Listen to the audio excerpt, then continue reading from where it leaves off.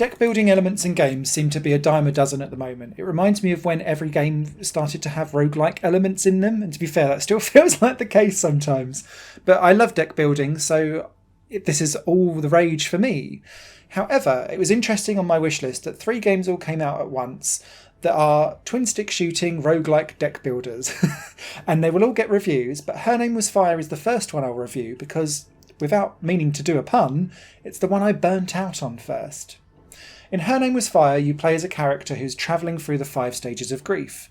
This translates to 5 stages, albeit in the exact same environment and arena, that you will then kill off hordes of enemies, to then destroy a server that is basically like a sentient tower shooting bullets at you, to then take on a selection of bosses. You'll go through 5, but there's a bigger pool of bosses that it will choose from, and the idea is that as you conquer the 5 stages of grief, you're then releasing yourself. I love the visual style to this to a degree. There's a lot of red and a lot of maroon, and that makes sense because Her Name Was Fire. But all of your spells are this lightning ice blue that really makes a striking contrast colour-wise. And you're not firing bullets, you're firing spells. And that kind of lends itself to the weird fire rate issue that tries to be a game mechanic but isn't. There's a bar underneath your character that charges up as you go through ice blue, as you can see.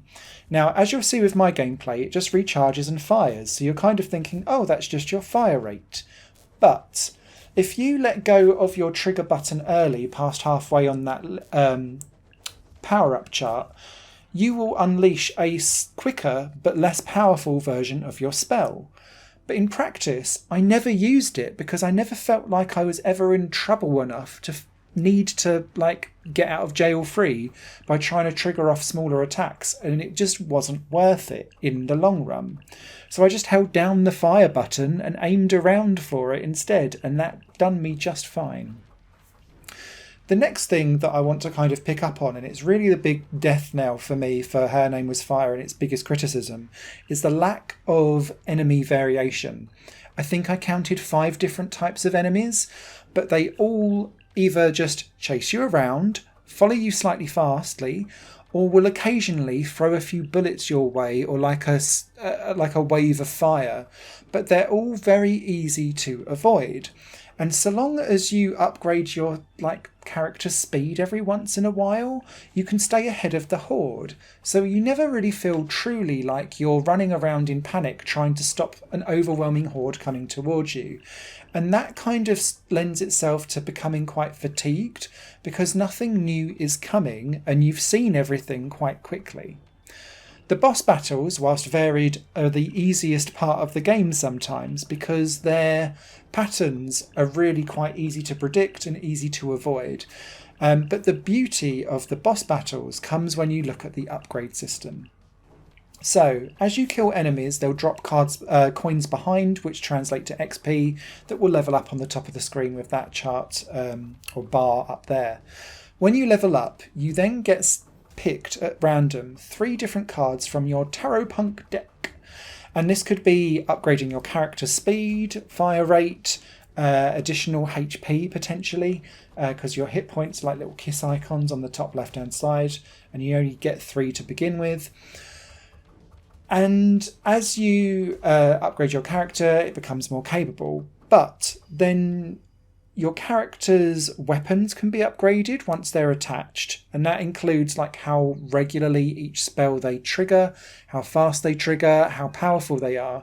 And particularly with piercing for this, because you're using spells, not bullets, it's like how many times can it go through another enemy whilst reducing down its damage as it goes through. The third type of card is adding on new weapons, and that's probably the biggest strength for Her Name Was Fire because there's a load of different weapons to choose from. There are 3 different weapon types to start with, so you can kind of choose what type of mage you want at the beginning, which is quite cool.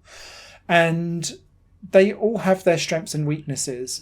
So some come with a special ability that allows you to become invisible for invincible for a couple of seconds. Another one is a bit more ranged than the melee type one, but they all play slightly differently and upgrade in a slightly different way to make them characters feel slightly more different over time, which is cool.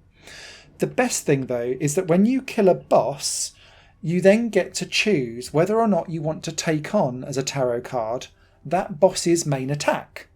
So one of them has like swords that go out at the compass angles. Super cool, really powerful, yoink it. Another one's got like weird little birds of prey that fly across the screen. Less exciting, less powerful, but quite cool to see when you've got it on top of all of these other different tarot cards of attacks that you're using. And again, because it's all lightning jet blue, it makes a really cool visual explosion when you've got like 10 different attacks all going on at once and they all trigger together because it makes you feel quite powerful. These attacks of bosses can be bought separately as like the overarching game's currency for the scores that you get. But actually, part of the fun is killing the boss and then getting that card as a reward at the end of it, but buying the cards separately outside of the kind of overarching levelling up of the game just means that they become part of your usual deck and might appear at random. This game, because of the lack of enemy variety and the lack of like massive challenge, becomes quite fatigued quite quickly, and so the main mode I started to get quite exhausted of. The best thing about Her Name Was Fire is playing it in what's called Eclipse mode, and this gives you a 15-minute time limit to get to the end of the game. And what that does is it forces you to stop levelling up and hoarding XP and making yourself a behemoth. It forces you to make tactical decisions on the cards that are given before you, because you've got to get to the end of the game in 15 minutes. And so you can't level up to the nth degree. You're only going to have a couple of different weapons, and they might just not, your favourites might not appear as part of the selection.